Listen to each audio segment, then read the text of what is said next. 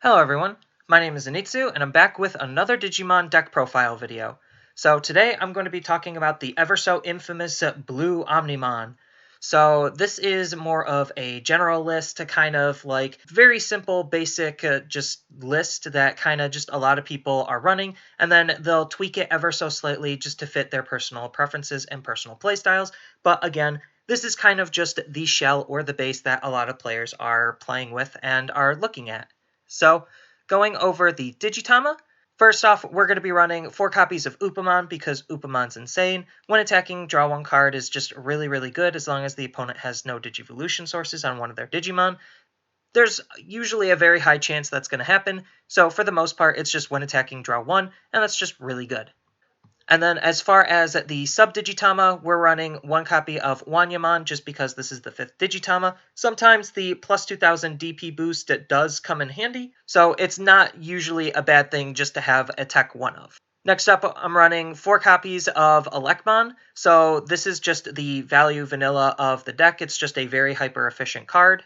Next, I'm running 2 copies of Gomamon, same reason for Elecmon, because he's basically the same card, just very hyper-efficient value vanilla. Next, I'm running 4 copies of Gabumon, so Gabumon is really good because he has a nice on-play ability where you get to draw 1 card. So if you just have a hand full of rookies, then you don't feel bad playing a Gabumon because he's still going to be drawing you a card regardless, and this card also has some neat synergy with another card that I'll show you later in the deck. And then the last rookie of the deck is going to be 4 copies of Gomamon. So this version of Gomamon is really nice because of the inheritable skill, on deletion, gain 1 memory. So this combos with another card in the deck, on top of which it's a passive ability that we just don't really mind having because it just will gain us some benefit whenever one of our larger Digimon is destroyed.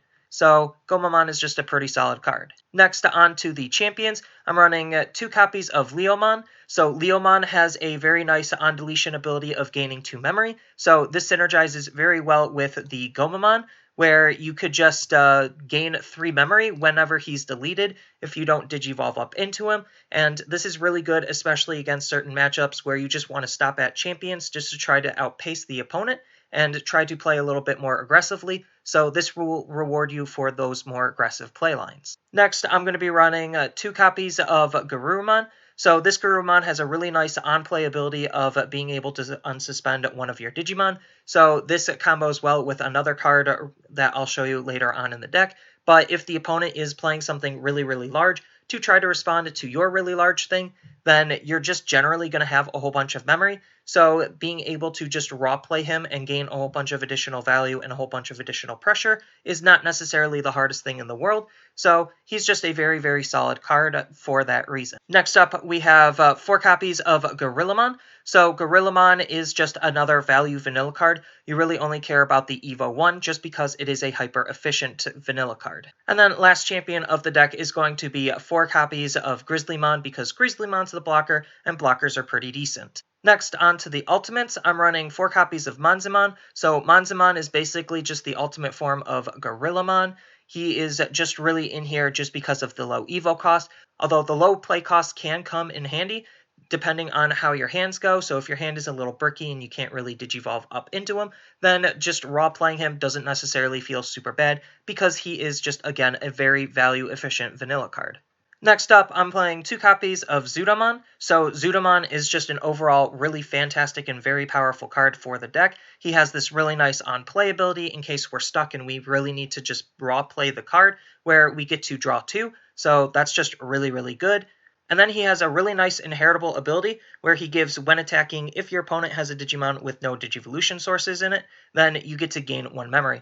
So this is very powerful, especially when we combo it with some of our other cards to get multi-attacks off. Then we could just be gaining a whole bunch of memory just for attacking, on top of it taking away the opponent's board or the opponent's security. So overall, very fantastic card. And then the last ultimate of the deck is going to be 2 copies of WereGarurumon. So this version of WereGarurumon is really good because he just has a very strong inheritable ability where during your turn, while your opponent has a Digimon with no Digivolution sources in it, then this card gains security tech +1.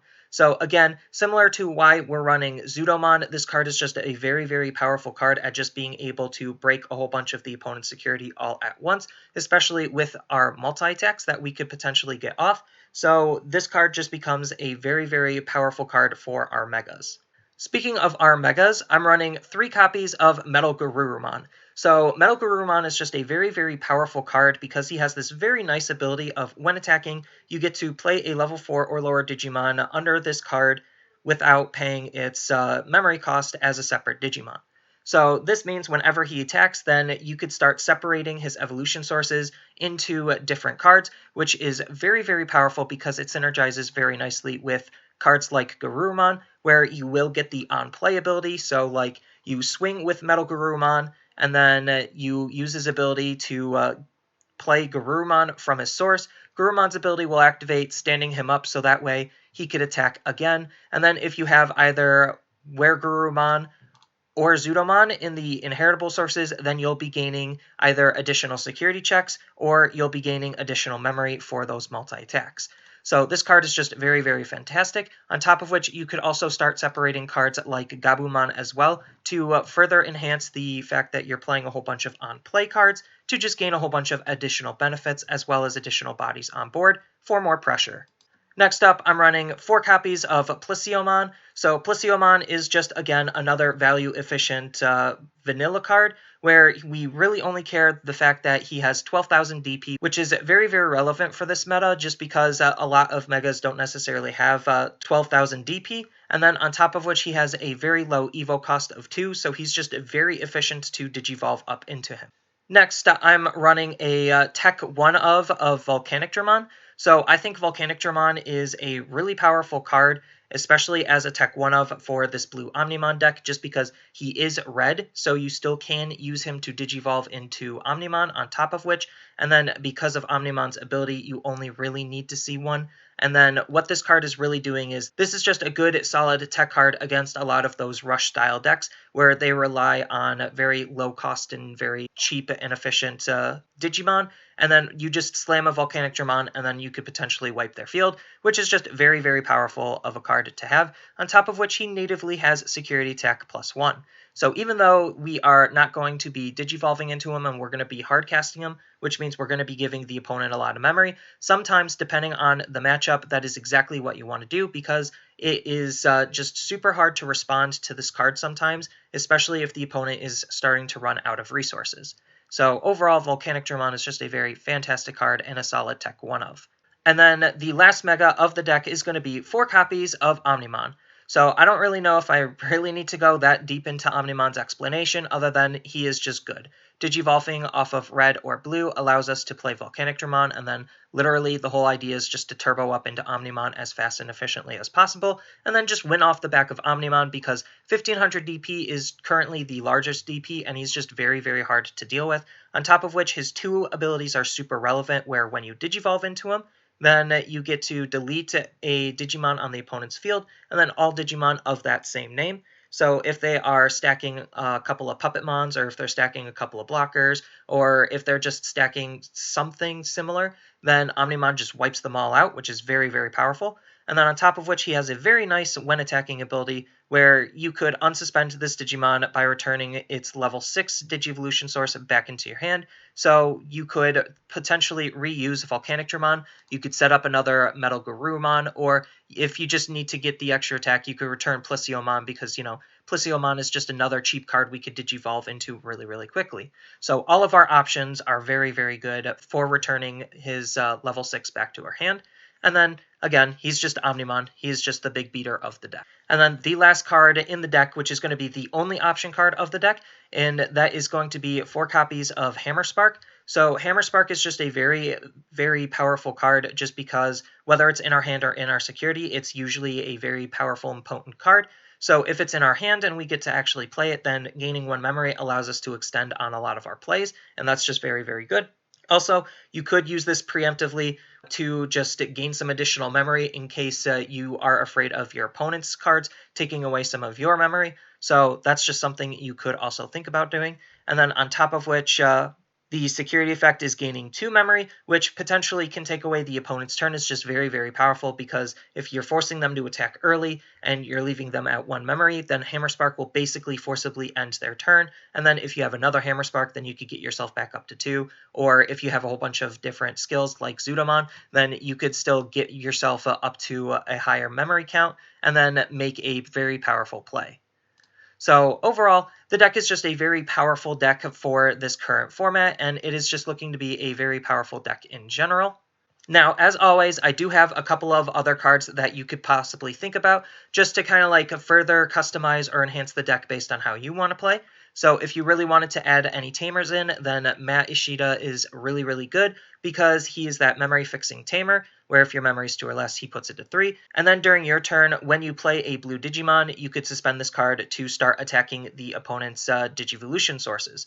So that's just really, really powerful because it can synergize with a whole bunch of cards. And if you're focusing a little bit heavier on the MetalGarurumon, then you could use MetalGarurumon's on attack skill to kind of just start playing your Digimon to trigger the Mats effect. So he's just a very decent tamer to have overall. If you really want to double down on attacking the opponent's evolution sources, you could also think about running Gabumon for, again, the same reasons why we're playing the other Gabumon, just because we could use the on-play effect off of the MetalGarurumon. This one you don't necessarily want to hard play just because he does cost 4, but his on-play effect is still very powerful, especially if you're trying to attack the evolution sources to trigger a whole bunch of abilities off, where you get to trash at the bottom Digivolution source of one of your opponent's Digimon. So you combo this with Matt, you combo this with MetalGarurumon, and this is just going to be a very, very powerful card at attacking the opponent's Digivolution sources. Now, if you really want to, you could also think about running this version of Gomamon, just because, again, if you're going to be attacking the Digivolution sources, you want to have a payout for it, and this Gomamon is just a very, very powerful payoff, because even though the ability only happens once per turn, and you do have to Digivolve off of him in order to get the ability, it's still a very powerful ability of gaining 1 memory whenever you trash out one of the opponent's Digivolution sources. So if you have, let's just say, 2 blockers with 2 Gomamons in the inheritable sources, then whenever you trash one of the opponent's Digivolution sources, then you'll be effectively gaining 2 memory. So again, he's just a very powerful card to synergize with that type of strategy.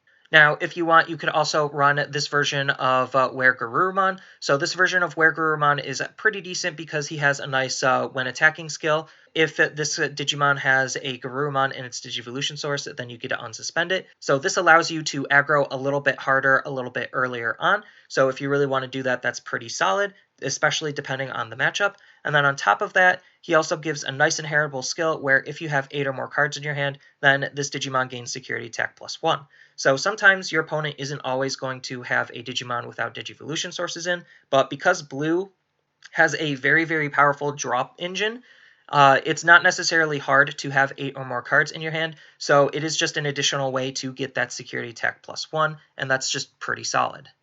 Next up, you could also think about playing this version of Garurumon, just because he gives a nice when attacking ability where you get to trash one of the Digivolution sources off of the bottom of one of your opponent's Digimon. So again, if you're just playing into that attack the Digivolution source sub-strategy that the deck could play with, this is just a very fantastic card for doing it, because again, all of the multi-attacks and all of the different synergies that are going on just allow this card to just be really, really effective. Then if you want to run some additional removal in the deck, you could run Cocytus Breath. So Cocytus Breath is basically the blue version of Gaia Force, except it's a little bit worse in the fact that it's bouncing the Digimon back to the opponent's hand and not straight up deleting it. But this could get around to certain effects where the opponent wants the on-deletion effect. So this could deny that type of effect while removing the opponent's Digimon. So there's just a little bit of trade-offs between this and Gaia Force, but it's still a very powerful removal card nonetheless. And then lastly, you could also think about running Kaiser Nail, because Kaiser Nail is just another card that kind of synergizes with the whole flooding the field type of strategy off of you trying to go tall. So what's really cool about Kaiser Nail is the fact that this card synergizes with more than just our level 4s, where we could separate level 5s, we could separate level 6s, so we could get a whole bunch of additional value off of Kaiser Nails if it's set up and played correctly. So for the most part, this is just what a general blue Omnimon deck is doing. A lot of players are just going to be running a variant of this deck where they just change and play with the ratios, and then they'll just change their few tech cards. But for the most part, this just kind of is the list. It's a very common list, and it's a very popular and very powerful list. So that's really all I have for this video. As always, feel free to tell me your thoughts down in the comments below. And as always, don't forget to like, share, and subscribe for more content, and I will see you in the next video.